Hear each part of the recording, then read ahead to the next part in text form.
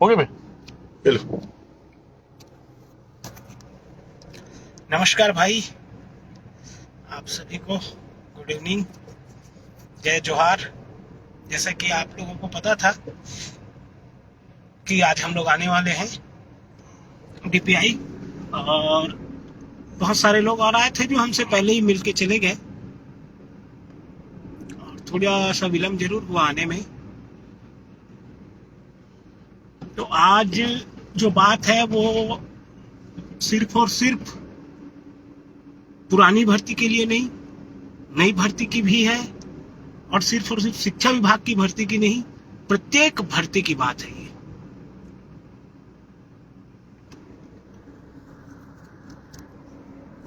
मैं आज से पहले 2-3 दिन पहले आया था, तब भी आप लोगों से कहा मैंने कि कुछ न कुछ करना पड़ेगा, आंदोलन करेंगे तो कुछ हो सकता है क्या,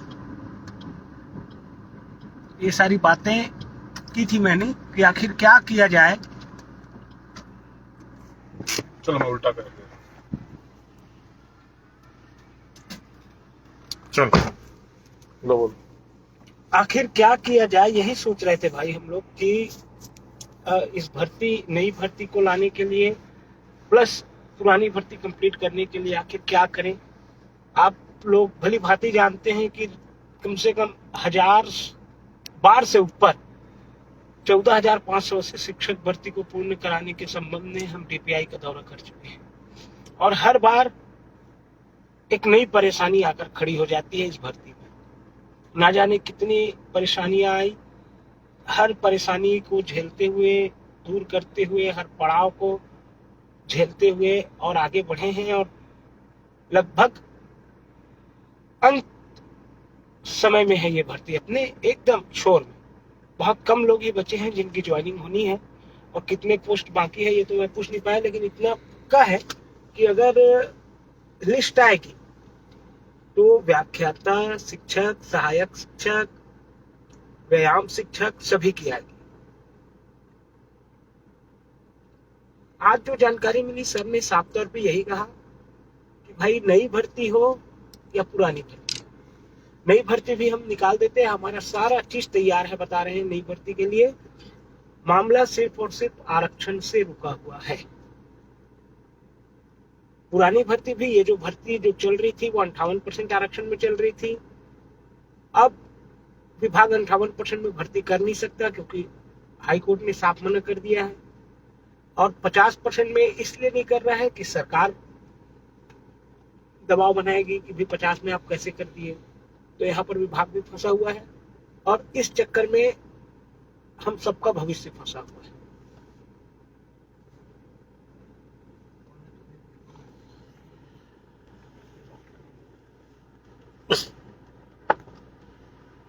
देखिए साथियों, आज हम मिलने के लिए गए थे तो स्पष्ट यह बोला गया है और स्पष्ट यह बताया गया है कि जब तक कि क्योंकि आप सबने देखा होगा या जिन्होंने नहीं देखा होगा उनको बताना चाहूंगा कि जब हमारा भर्ती का जो विज्ञापन है ना, जो विभागीय विज्ञापन है, उसमें एक जगह पे स्पष्ट उल्लेख है कि जो ये जो अनुसूचित जनजाति एसटी आरक्षण जो है, एसटी आरक्षण पे जिसमें ये केस लगा था 2012 में, है ना, उस पे कहीं ना कहीं ये इन्वॉल्व रहेगा। और अभी जो चूंकि वो जो केस है वो डिसमिस हो गया है, और डिसमिस होने की वजह से आरक्षण जो है हमारे यहाँ 50% हो गया है, तो और शासन और सरकार जो है सुप्रीम कोर्ट चली गई है। तो उस स्थिति में अभी जो है हमारे विभाग या डीपीआई का कहना है कि जब तक के सुप्रीम कोर्ट का जो मैटर है वो क्लियर नहीं हो जाता, तब तक के जो अंतिम सूची है, सहायक शिक्षक हो, चाहे शिक्षक हो, चाहे व्याख्याता की हो, पुराने भर्ती की वो, या फिर जो नई भर्ती आने वाली है वो दोनों नहीं हो सकता, संभव नहीं है।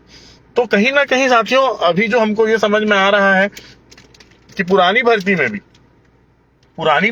भी बहुत ज्यादा ही वो जो 50% का जो मीटर है जो सुप्रीम कोर्ट दिया है वो प्रभाव पड़ रहा है, वो प्रभावित कर रहा है हमको। तो हम लोग अभी जितने भी हमारे संगठन के साथी हैं, जो भी हमारे जानकार लोग हैं, उनसे चर्चा कर रहे हैं कि हमको आगे भविष्य में क्या करना है, क्या किया जाए कि ये जो रुकी अभी देखिए एक्चुअल में क्या हुआ था।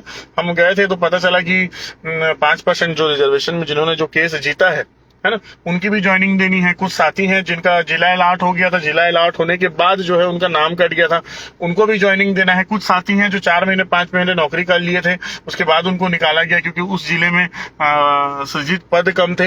ऐसे अनेक अनेक प्रकरण में लोगों का नियुक्ति होने वाला था, और जैसे ही स्टे हटा, जैसे ही स्टे 4604 का स्टे हटा, हम लोग ये समझ लिए थे कि चलो भाई अब नियुक्ति की प्रक्रिया जो है वो आगे बढ़ेगी।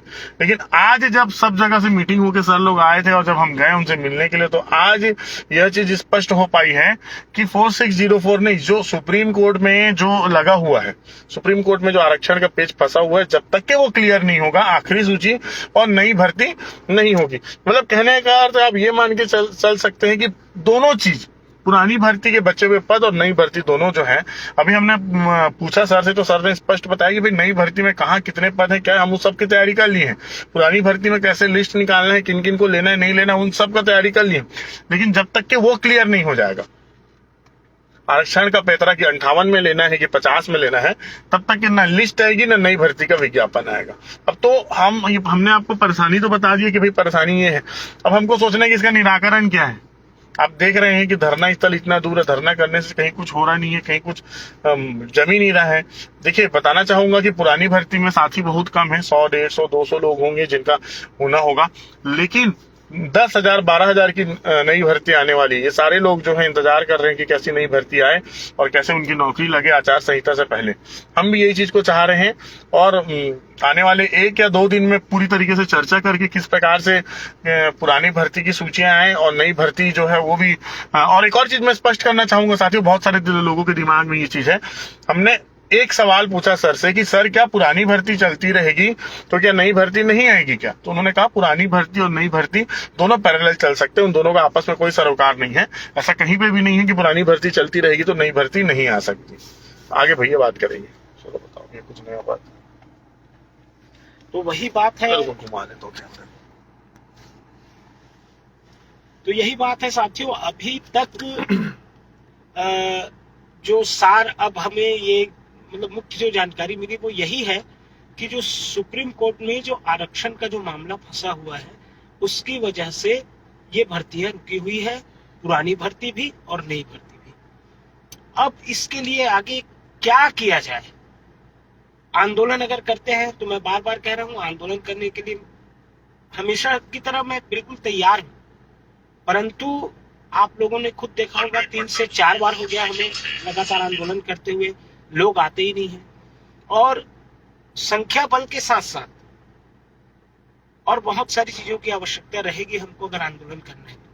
दूसरी चीज यह है कि आंदोलन स्थल नया रायपुर तूता में दे दिया गया है, वहां पर कुत्ता भी नहीं रहता, आप लोग आके देख लेना। इतनी बड़ी जगह है वो कि वहां पर अगर हम लोग 10,000 लोग आकर खड़े होंगे तब कहीं जाके वो जगह भरा है ऐसा दिखेगा। जैसे आपने बूढ़ा तालाब को देखा होगा, 250 आदमी पहुंच गए तो ऐसा लगता है बहुत सारे लोग आ गए। लेकिन इसके विपरीत ये आंदोलन स्थल जो टूटा है वहां 5,000 लोग भी एकत्रित होंगे तो बहुत कम लगेंगे। तो मान के चलिए कि अगर आंदोलन से हल निकालना है तो ये मान के चलिए कि बहुत ज्यादा संख्या बल की आवश्यकता पड़ेगी, तब कहीं जाकर हमें सफलता मिल सकती है। दूसरी चीज ये है कि सरकार खुद नहीं चाहती कि 50% में वो कोई भर्ती निकाले या किसी भर्ती को करे, क्योंकि उसके वोट बैंक का मामला है। सीधी और सिंपल बात,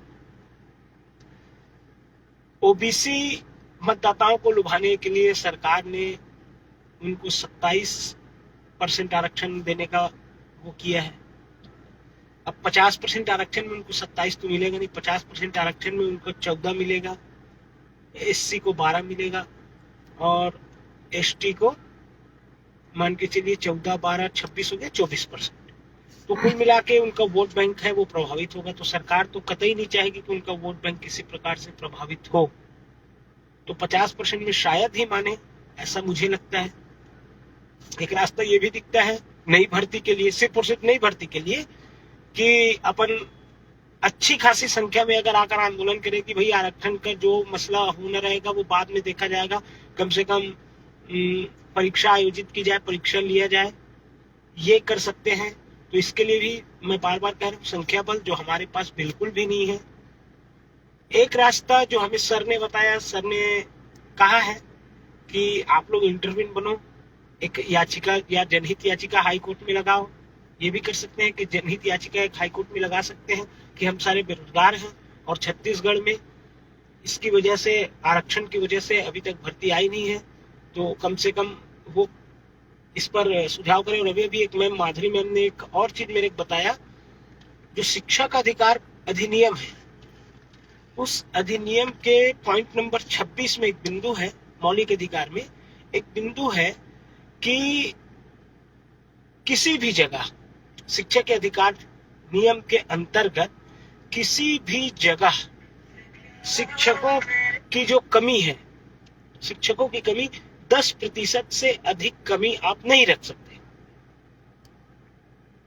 उसको देखते हुए, यानी कि अगर 100 पोस्ट की आवश्यकता है पूरे छत्तीसगढ़ में, तो कम से कम 90 सीट भरी रहनी चाहिए। ये है जो शिक्षा का अधिकार